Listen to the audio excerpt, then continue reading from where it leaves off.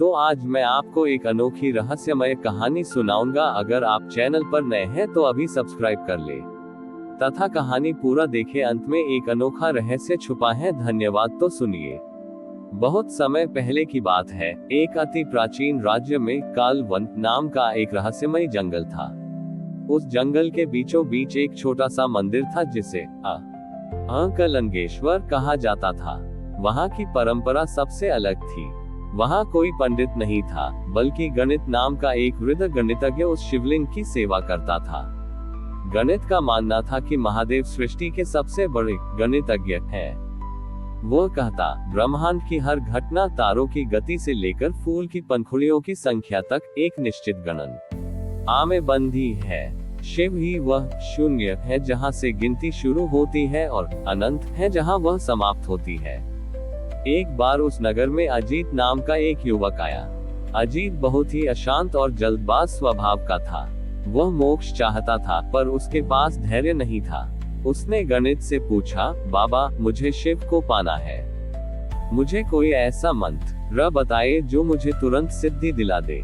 गणित मुस्कुराए और उन्होंने मंदिर के फर्श पर धूल में एक लंबी लकीर खींच दी। उन्होंने कहा, बेटा, शिव को पाने के लिए तुम्हें इस लकीर का सिरा ढूंढना होगा, लेकिन शर्त यह है कि तुम अपनी गति जितनी तेज करोगे, ये लकीर उतनी ही लंबी होती जाएगी। अजीत ने सोचा, ये तो बहुत आसान है। वह दौड़ना शुरू किया, पर लकीर बढ़ती गई। वह हफ्तों तक दौड़ता रहा। उसकी शक्ति जवाब देने लगी, पर लकीर का अंत नहीं आया। वह थककर वापस आया और बोला, ये तो असंभव है। ये रेखा कभी खत्म नहीं होती। गणित ने शांत स्वर में कहा, यही तुम्हारी समस्या है। तुम बाहर की ओर भाग रहे हो। शिव तक पहुंचने का रास्ता जोड़ना, एडिशन नहीं, बल्कि घटाना, सब्ट्रैक्शन है। गणित ने उसे एक नया कार्य दिया। उन्होंने मंदिर के पास एक बालू की घड़ी आवरग्लास रखी और कहा, इस घड़ी से गिरने वाले रेत के हर कण के साथ अपने भीतर की एक इच्छा को घटाते जाओ। जब तुम्हारी सारी इच्छाएं शून्य हो जाएंगी, तब महादेव स्वयं यहाँ प्रकट होंगे। अजीत बैठ गया। पहले दिन उसे बहुत गुस्सा आया। दूसरे दिन उसे भूख सताने लगी। पर धीरे धीरे जैसे जैसे रेत का एक एक कण गिरता, वह अपने क्रोध, मोह और जल्दबाजी को त्यागने लगा। वह अपनी पहचान को घट आता गया। अंत में एक क्षण ऐसा आया जब उसके पास न कोई इच्छा बची, न कोई विचार। वह स्वयं को पूरी तरह शून्य महसूस करने लगा। जैसे ही वह शून्य हुआ, वह बालू की घड़ी अपने आप रुक गई। रेत का अंतिम कण हवा में ही ठहर गया। तभी वह साधारण सा दिखने वाला शिवलिंग अचानक एक ब्रह्मांडीय चक्र की तरह घूमने लगा। उस चक्र के केंद्र से महादेव का दिव्य रूप प्रकट हुआ।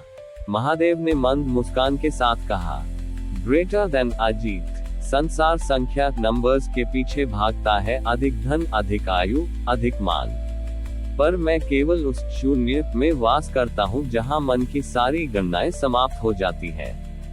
जो स्वयं को शून्य कर लेता है, वह मेरा अनंत रूप प्राप्त कर लेता है।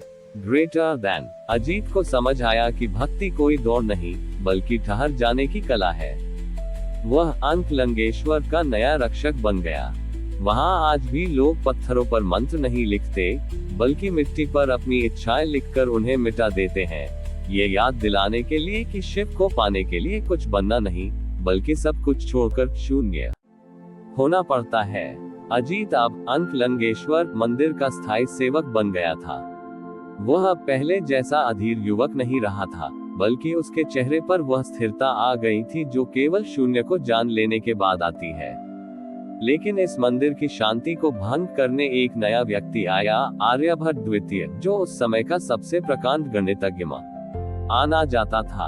आर्यभट्ट द्वितीय को अपनी बुद्धि और गणनाओं पर इतना अहंकार था कि वह हर चीज को समीकरणों में बांधना चाहता था।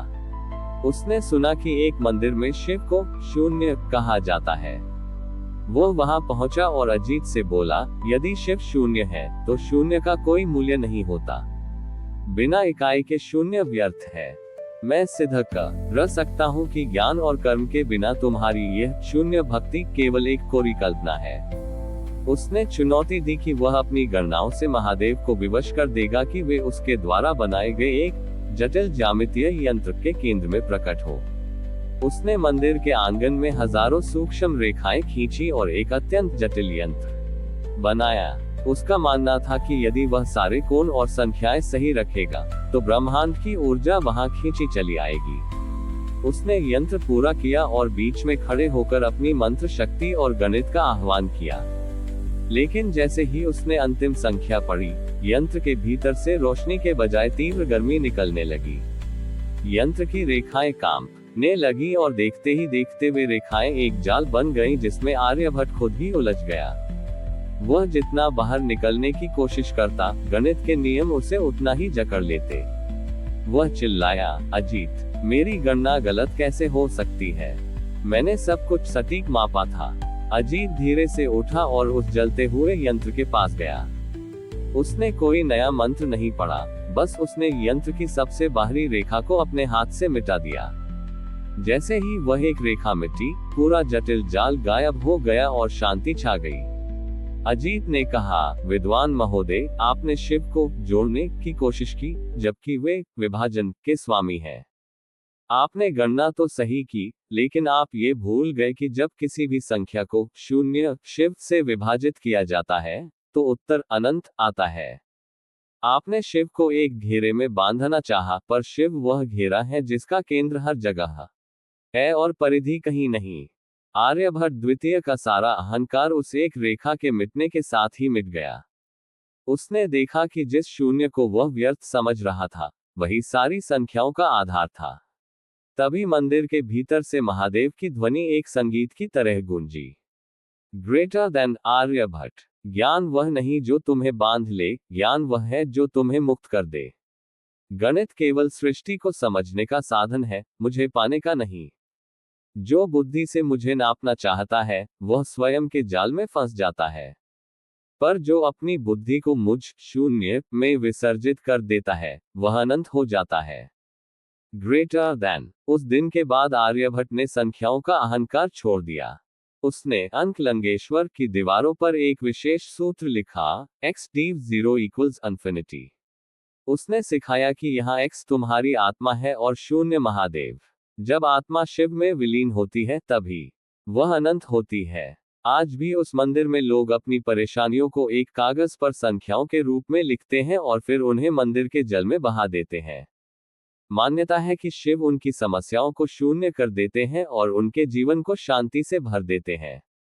हमारी और भी आध्यात्मिक एवं अनोखी कहानियां देखने के लिए हमारे चैनल पर जाएं तथा धार्मिक एवं पौराणिक अनोखी कहानियां हमारे चैनल पर है। कृपया जाके देखें तथा हमारे चैनल को सब्सक्राइब करके रखें और वीडियो लाइक जरूर करें। धन्यवाद।